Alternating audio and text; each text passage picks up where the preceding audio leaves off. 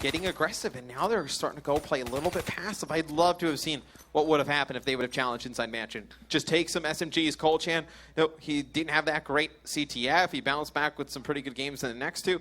You'd like to see them challenge up in Mansion with some SMGs. You want to see them be aggressive and take the fight to OpTic Gaming and not let OpTic play in their comfort zone and just pick them off from afar.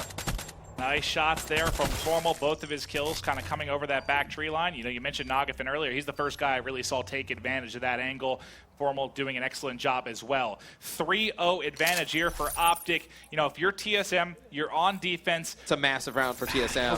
What's going through your mind right now, man? You need to win this round because obviously OpTic goes up 4-0. Huge, in scope of an S&D, but especially if you can't hold serve on the defensive side of things, you go back on offense where you've not had success those first two rounds, and you figure OpTic goes up 5-0. Wheats was trying to peek half wall there, see if he could get eyes on a player. Now, I'm going to watch Formal, because remember last time, after some time went by, he was able to rotate around and pick up a kill through bunker. He's been shutting down that side of the map. Look at this player all the way in the flank. Who's in from behind? That's Pac-Man. He has the ability to certainly disrupt, get the round on the board. The question is, will it develop quickly enough? He's getting forward. Who will he be in behind? Kind of Scump and Karma he has a chance to do. But look at this. Formal might rotate back at the perfect time, so he's at least going to save the life of a couple of his team members. They're going to know something is afoot. How do you play this now? You're pinched this for your OpTic. There's two players left. It's so difficult for OpTic Gaming. I mean, now you have to look behind you. You have to obviously know that the other defenders are directly in front of you. Fantastic play out of Pac-Man. Only going to pick up one, obviously. If he takes out Krim, it'd be two. But huge kills in this round. Huge play by Pac-Man.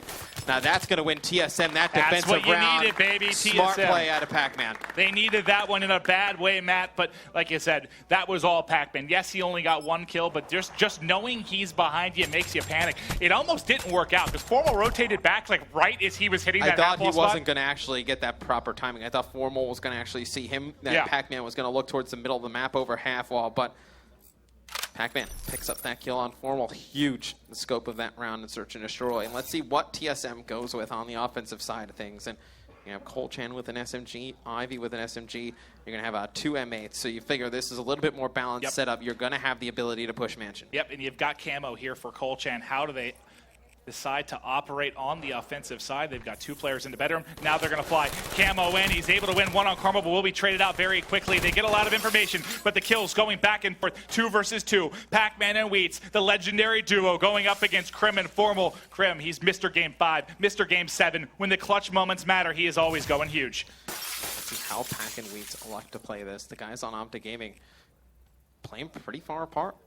Then not how you want to play these 2-on-2 situations. You want to be able in a position to be able to trade these kills out with your teammates. And well, you know why Formal's back there. He's so worried about a flank again. And now Krim's got 2 players challenging. Can he win one? He's not able to do it. Formal now going to be into a 1 versus 2. He's got 30 seconds to work with, but look, he does have camo. Can he make a brilliant play? He's got to win one tough gunfight there. There it is. 25 seconds left. 1 versus 1. He's got camo. Doesn't even need to use it.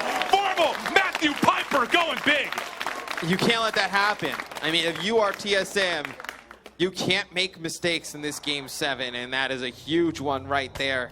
And the fact he saves his camo, too? He doesn't even burn the camo. Just a huge play by Formal. Arguably their best S&D player really showing up here in Game 7. You were worried about how far back he was. I think he was worried about Pac-Man or one of those players sneaking through again. Thankfully, he had 30 seconds left to work with, and it was just enough time. 4-1 advantage for OpTic. They're back to offense. What are you seeing here, Matt? Well, side of OpTic Gaming, it looks like they're going to play this one a little bit slower. You have Formal with an AR, Karma an AR, and you got Krim and Scump with 2 SMGs, VMPs. So you have the opportunity to go towards B or A. Obviously, when you're running that 4 M8 setup, you're not really going to be able to push into Mansion effectively. And he's got one in this corner.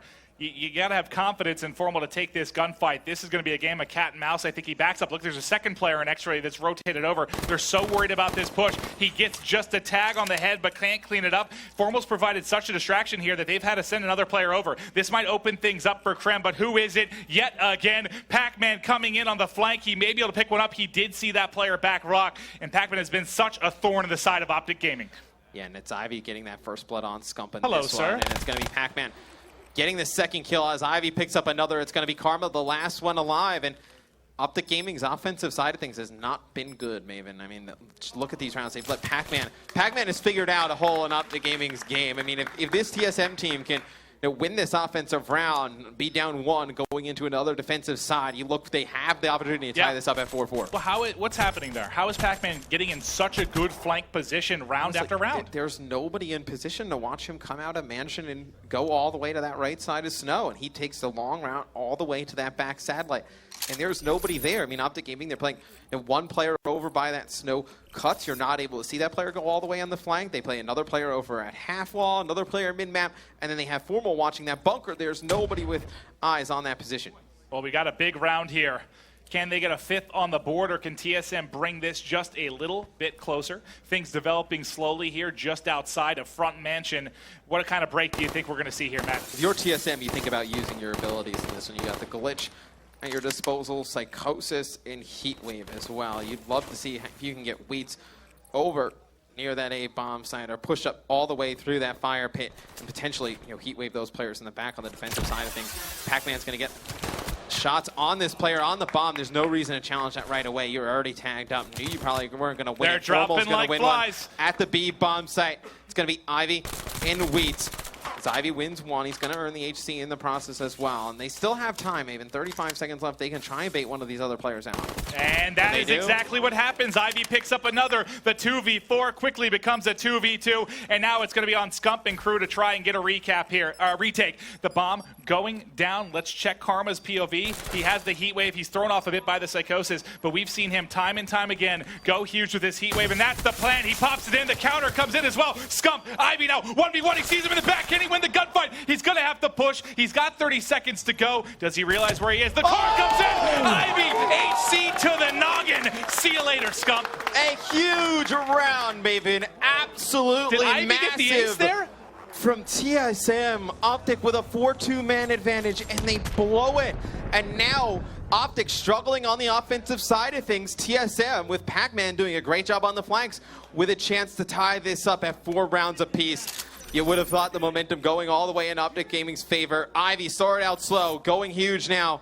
And he is so close to that lightning strike. A lightning hellstorm would be huge for TSM. Yeah, he picked up 3 or 4 in that round at least. I just want to watch him here on the defensive things. I'll keep Pac-Man highlighted almost this entire time because he's obviously been the one being that thorn, getting in the backside of OpTic Gaming. But Scump going to open things up. Ivy just looking for those 50 points. A lightning could be huge just for the ping each round. We've got some action, maybe going down on the B side. Ivy answers back, of course, the second I go off. And he's going to get his hellstorm as well. So lightning hellstorm combination for Ivy.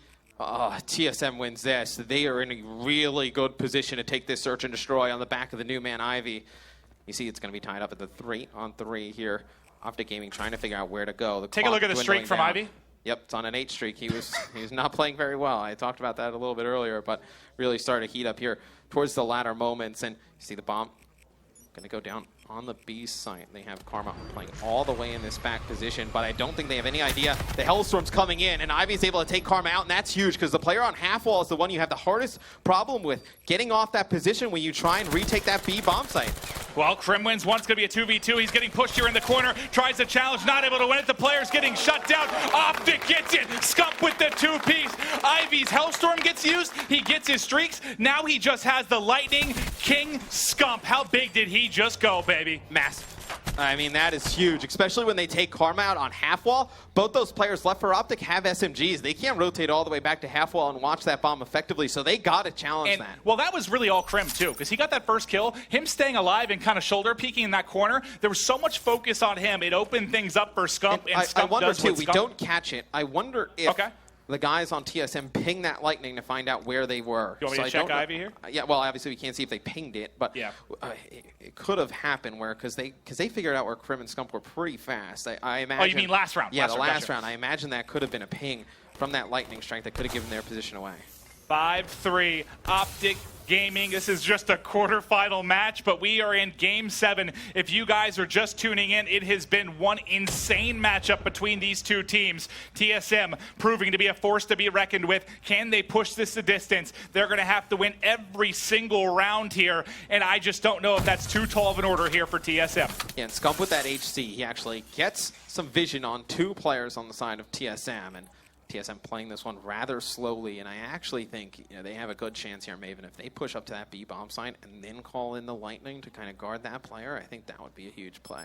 It certainly will, but look at the time. We're under 30 seconds already, and things developing so slowly here. They're not going to have a lot of time to work with, and you're going to have to pick up some kills here mid-map, but look who's coming from behind. It's going to be Formal now with the flank. He picks up one. 2 players left. Cole Chan and Ivy, they've got the world against them. They've got to go nuts here. They win a couple, but that's it. Crypt6 is on the bomb, and OpTic Gaming has taken the game 7. And Ivy actually had his lightning strike out. He was about to call it in. Crim killed him within split seconds of him calling down that lightning strike.